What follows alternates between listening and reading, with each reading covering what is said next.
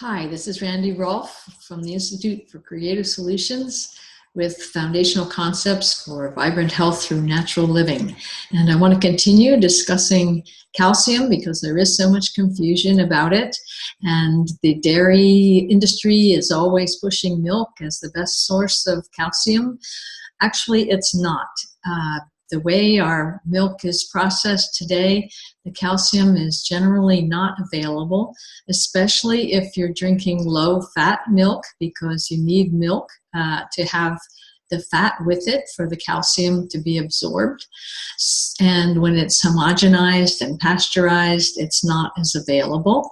And also there's so much phosphorus in milk that it just causes the balance of calcium and phosphorus in the body to stay the same or get worse. So you're not actually adding calcium to the mix, and you're really trying to increase the proportion of calcium to phosphorus when you're adding calcium to your diet.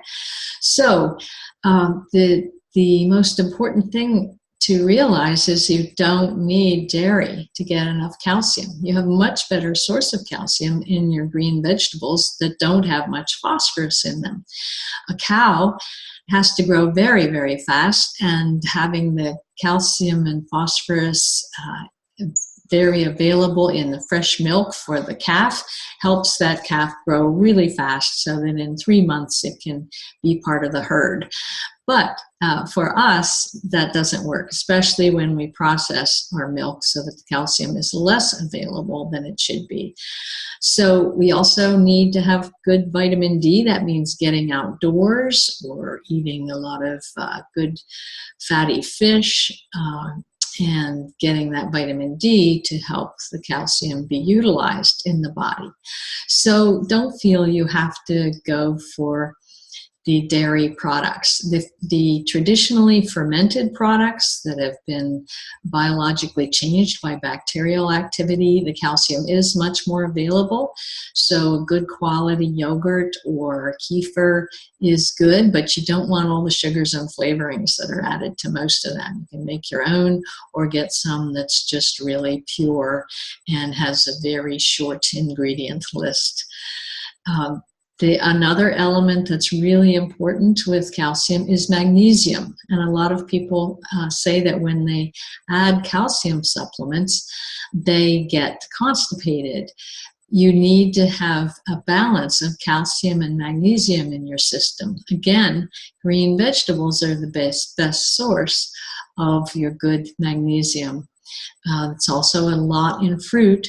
But magnesium is the first thing you lose when you're under stress or you're cooking your vegetables. The magnesium goes into the water and gets thrown away.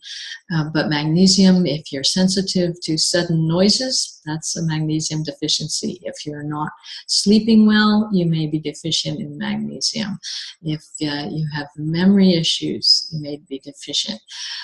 So you need to maybe supplement with magnesium or have many more salads, fresh greens, to get the magnesium you need to help the calcium not cause you to have any constipation. So it all goes back to those foundational concepts about getting your minerals in the proportions that come naturally from really high quality organically grown foods.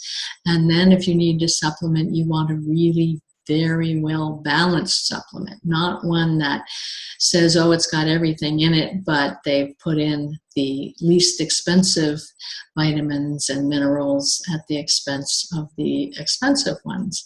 And then you get an imbalance, and you may even start to notice a deficiency of something because you're over supplying something else and changing the progress of the chemical pathways.